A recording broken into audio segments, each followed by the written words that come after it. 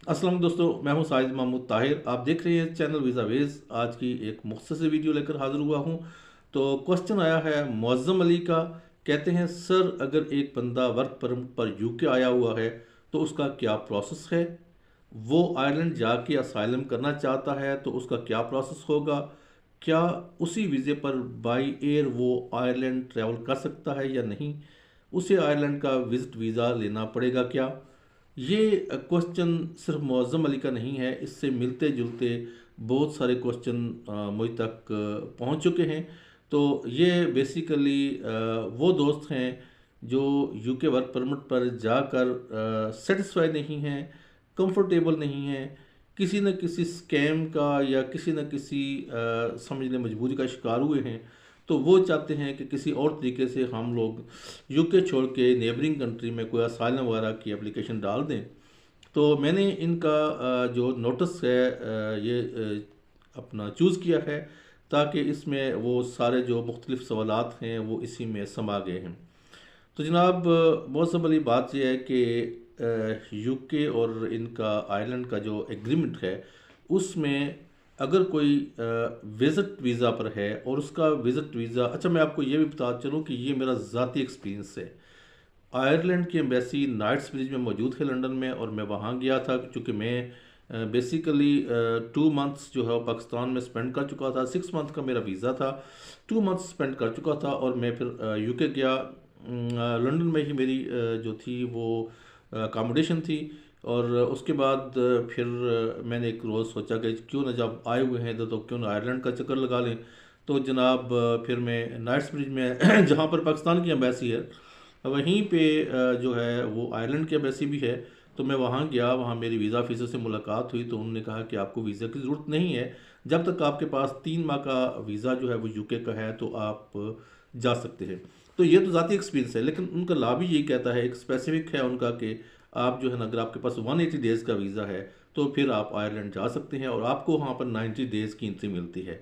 लेकिन अगर आप वर्क वीज़े पे हैं, स्टूडेंट वीज़े पे हैं, किसी भी रेजिडेंसी पे है, रेजिडेंट वीज़े पे हैं, मतलब ब्रिटिश पासपोर्ट होल्डर नहीं है और इंडेफिनेट पे नहीं है, रेजिडेंट वीज़े पे हैं, तो फिर आपको ये अलाउ नहीं है कि आप आयरलैंड चले जाएं। यानी कि अगर आप वर्क परमिट पर हैं तो आपके पास ऑब्वियसली रेजिडेंसी है वहाँ की, तो फिर आप नहीं जा सकते हैं, ऑन अराइवल वीज़ा नहीं ले सकते हैं। फिर आपको एक वीज़ा अप्लाई करना पड़ेगा और आयरलैंड की एम्बेसी में जाना पड़ेगा।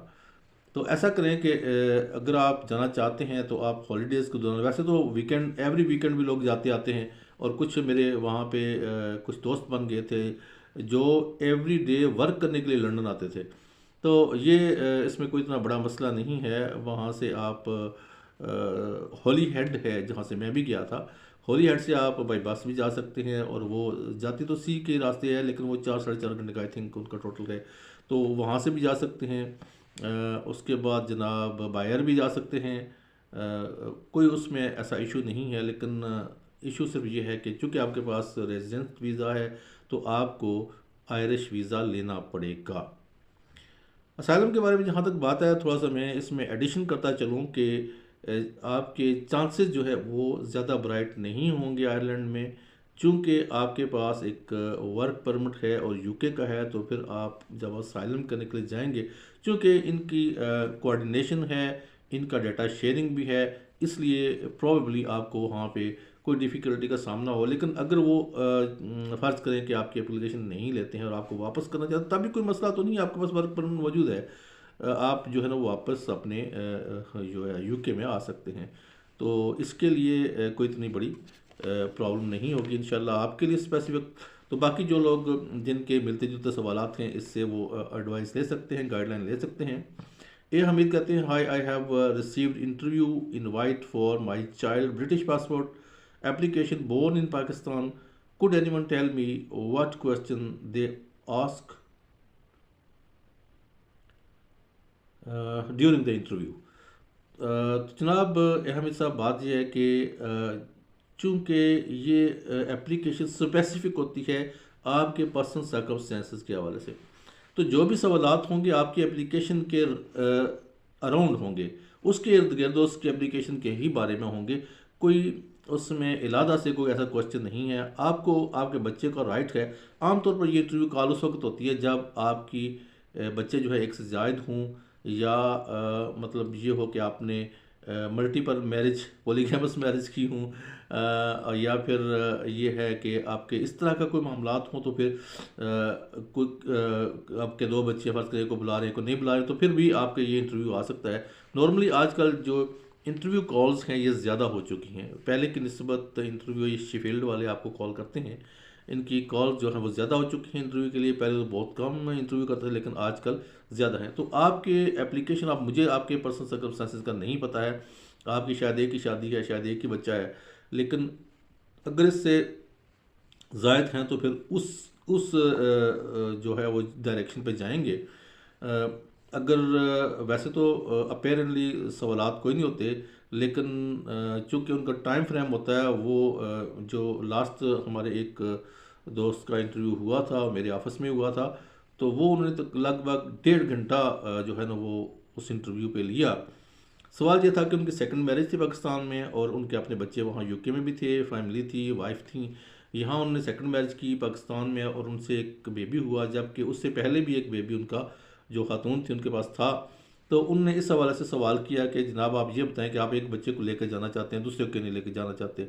सबसे पहले बड़ी खूबसूरत बात ये थी, चूँकि वो ब्रिटिश थे लाइक यू, तो उन्होंने सबसे पहले गवर्नर ने ये पूछा, जी आपकी बीवी बच्चे यहाँ पे हैं, ये आपके लिए भी गाइडलाइन है कि आपके बीवी बच्चे यूके में हैं, तो फिर आप ने पाकिस्तान दूसरी शादी क्यों की? तो उसने कहा, नन ऑफ योर बिजनेस।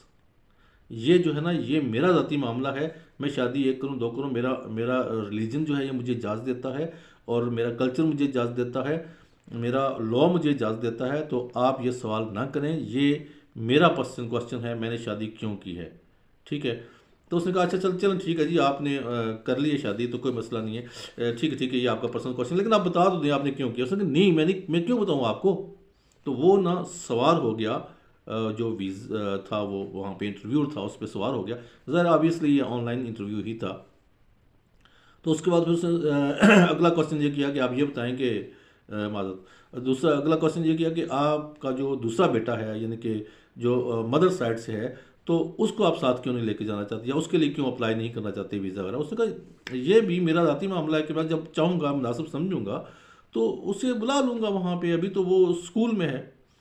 तो ये बेसिकली इस तरह के क्वेश्चन होते हैं जो आपकी एप्लीकेशन के सर्कमस्टेंसेस के अंदर कोई ऐसी कॉम्प्लिकेशंस होती हैं, उनको वो हाईलाइट करके और उनको लेके फिर ये भी क्वेश्चन होता है कि अगर आपका कोई डॉक्यूमेंट कम है वो आपसे दोबारा मांग लेंगे वहाँ पे। पता नहीं क्यों आज खांसी लगी हुई है मुझे। तो डॉक्यूमेंट आपसे दोबारा मांग सकते हैं, कोई भी उनकी वेरिफिकेशन चाहिए वो मांग सकते हैं। तो इतना बड़ा कोई ये ऐसा सब्जेक्ट नहीं है। इंटरव्यू करें ना, आपका जेन्युइन बेबी है, आप जेन्युइन राइट रखते हैं, बेबी राइट रखता है ब्रिटिश पासपोर्ट की, और ब्रिटिश पासपोर्ट आप के रेफरेंस तो है, लेकिन आप नहीं दे रहे। ये मैं आपको क्लियर इनका बता दूं कि वो आपको गवर्नमेंट दे रही है, ये लॉ है, गवर्नमेंट उसे देना ही देना है जो है ना। उसलिए अपनी सेटिस्फेक्शन चाहिए होती है, जो जो डॉक्यूमेंट चाहिए होते हैं, जो इंटरव्यू कराना है कर लें, डोंट वरी। तो इसके लिए आपको इतना ज़्यादा सोचने की ज़रूरत नहीं है। अपने एक्सपेक्टेड जो क्वेश्चन हैं आपकी अराउंड जो सर्कमस्टेंसेस, वो आप सोच लीजिए कि क्या है। तो इंशाल्लाह मैं उम्मीद करता हूँ कि जो आपका पासपोर्ट है वो आपके इंटरव्यू सक्सेस होने के बाद फौरी तौर पर आ जाएगा। उम्मीद है आपको आज की इन्फॉर्मेशन पसंद आई होगी। Thank you so much. अल्लाह ने के मान।